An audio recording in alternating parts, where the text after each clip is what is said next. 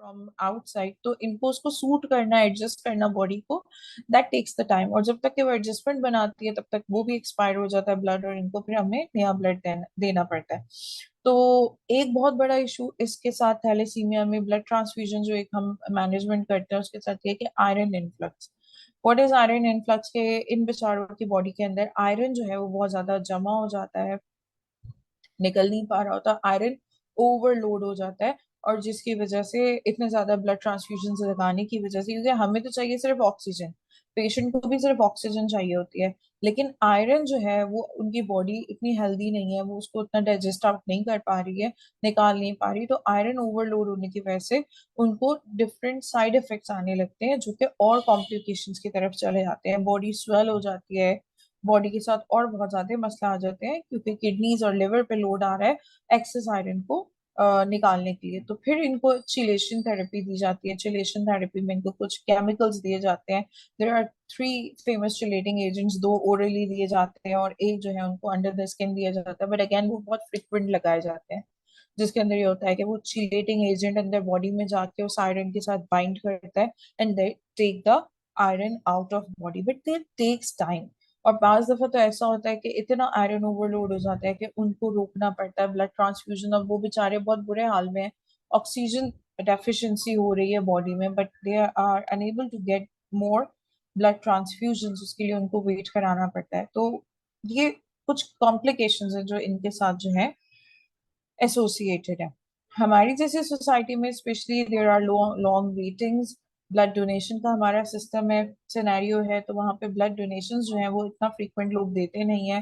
तो फैमिलीज पूरी सफर करती हैं, ऑन एंड ऑन उनको रिक्वेस्ट करनी पड़ती है लोगों को ब्लड डोनेशंस के लिए।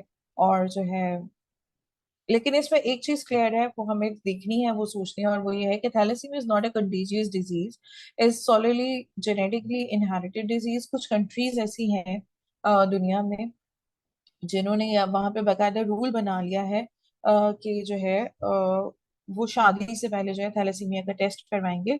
और क्या कहते हैं, अगर तो बोथ द पेरेंट्स और पार्टनर्स और would be partners if they don't carry the gene, तभी उनको शादी करने की इजाजत दी जाएगी, अदरवाइज जो है नहीं होगा। ये सुनने में शायद थोड़ा सा बॉदरिंग लगता है, but it saves the families from that big hassle जो कि उसके बाद आता है या आ सकता है। तो this is it from my side. इसमें अगर आपको कुछ मुझसे पूछना हो, कुछ चीज अनक्लियर हो, तो most welcome. Okay, it was well explained, and thank you for all this, all these efforts, and we have gathered some question answers which we think के आम लोगों पे होते हैं थैलेसीमिया के मुताबिक ये सवाल आते हैं. So the first question I would like to ask is, can thalassemia be detected before birth, like in the fetal stage?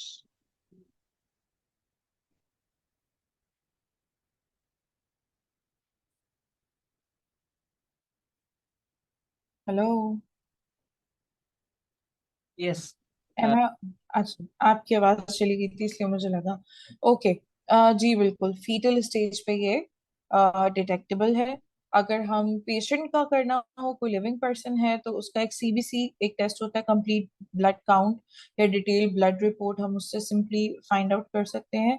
और अदरवाइज अगर हमें फीटल का करना हो, कोई पेरेंट्स या किसी फैमिली में रन कर रहा हो, या किसी को लगता है कि उनको डाउट है कि कहीं हम तो इस म्यूटेशन को कैरी नहीं कर रहे, ऑफ स्प्रिंग को तो नहीं फर्दर प्रोसीड करने वाले, तो yes, amniocentesis is a technique जो कि फर्स्ट 20 वीक्स ऑफ प्रेगनेंसी में जो है उनके फीटस के जो है एमनियोटिक फ्लूइड से इनफैक्ट जो है वो कुछ सेल्स पिक होते हैं, और उनको फिर जो है लैब में टेस्ट कर लिया जाता है। तो if there is any genetic और कॉन्जेनाइटल डिसेबिलिटी, तो वहां पे नजर आ जाती है। तो before in the safer region, before the pregnancy get critical, उसको फिर अबॉर्ट करवा दिया जा सकता है। तो yes, it is detectable in early stages, लेकिन उसके लिए अगेन बात वही है कि जेनेटिक काउंसलिंग होने की जरूरत है, अवेयरनेस की जरूरत है, कि लोगों को पहले तो पता हो when the foetus is born and it's showing some symptoms, तभी यूजुअली हम लोग जो है वो परेशान होते हैं, जाते हैं। तो हमें कुछ ऐसे नॉर्म्स शायद मुझे लगता है कि बनाने चाहिए कि इनिशियली ये चीजें जो है बहुत इनिशियली डिटेक्ट होने की जरूरत है, और ये हो जाती है। Right, thank you. My next question is कि ये हमारे मास्टर में बात मशहूर है कि कजन मैरिजेस जो कि काफी तारीख से चलती आ रही उनमें थैलेसीमिया होने के 80 to 85% चांसेस हैं, तो क्या ये एक मिथ है या रियलिटी है?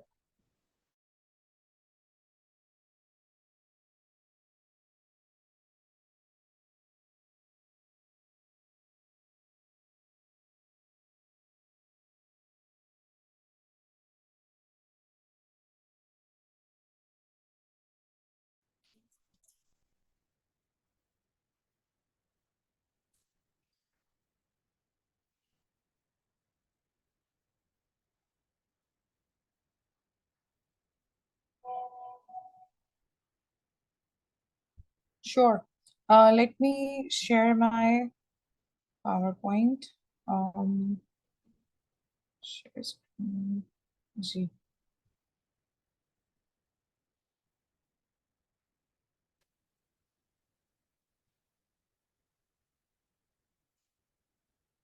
जी बेटा.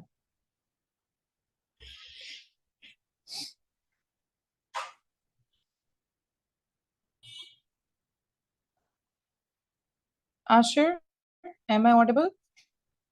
Yes ma'am, you are. Okay. जी. Next question. Yes. So my next question is कि हमारे मास्टर में ये बात बहुत ज्यादा मशहूर हुई हुई है और हर एक बंदा इस मुतालिक जानता है, चाहे वो डॉक्टर हो या ना हो, कि थैलेसीमिया कजन मैरिजेस की वजह से फैल रहा है. तो क्या ये मिथ है या रियलिटी है? हम्म ये मिथ भी है और ये रियलिटी भी है. अच्छा, actually the thing is, if there are the genes of thalassemia in the family, then definitely cousin marriage would result in a thalassemia major patient, अगर वो दोनों माइनर होते हैं, as I explained earlier. लेकिन अगर उनकी फैमिली में है ही नहीं तो फिर तो cousin marriages wouldn't make any difference. और इसको हम इस तरह भी देख सकते हैं कि भाई पाकिस्तान से कोई साहब चले, वो कैरियर थे, and they and up in Thailand, और वहां पे ही मेट अ लेडी, और वो उनसे शादी करना चाहते हैं, और वो कहते हैं भाई मैं तो बड़ी फैमिली से अपनी दूर हूँ और मुझे यहाँ तो कोई खतरा ही नहीं है दूर तक. Maybe the lady is thalassaemia minor from her family side. तो कजन मैरिजेस को हम इस तरह से बार नहीं कर सकते, क्योंकि ये actually it's between the two people who both are carrying the allele or gene for thalassaemia. अगर वो दोनों अलील कैरी कर रहे हैं, जीन कैरी कर रहे हैं, though they are not patient, they are just the minors, तो तब they can result in a thalassaemia major. तो मेरे ख्याल से होना चाहिए, जैसे कुछ कंट्रीज में है कि एवरीबडी हु इज मैरिंग, तो उनके लिए ये होना चाहिए, क्योंकि हमारी सोसाइटी में काफी ज्यादा है. अगर हम बाकी जो थैलेसीमिया फाउंडेशंस काम कर रही हैं उनके पॉइंट्स पे जाते हैं ब्लड ट्रांसफ्यूजन, तो वहां पे हमें बहुत लोग मिलते हैं. तो उसी तरह माइनर भी हमारे पास बहुत ज्यादा है. तो मेरे ख्याल से कजन मैरिजेस से हट के अब हमें इसको overall as a society matter देखना चाहिए, and whoever is getting married they should go for a genetic test first. Right. I hope I have answered. Yes, yes.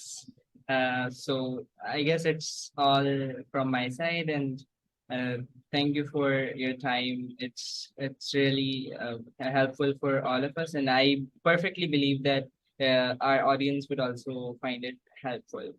So I request some last remarks from you. Thank you very much, Beta. Thank you, Ashir, especially Mahanur, Hussein Khatri, and I saw Mr. Hamza who had been joining us throughout the session. I appreciate you guys for this wonderful effort, and I make dua for your efforts to be fruitful and take you to the journeys that take you to Jannah, inshallah. Jazakallah, bete. Thank you, ma'am. Jazakallah. Allah Hafiz. Allah Hafiz. Thank you. Allah Hafiz.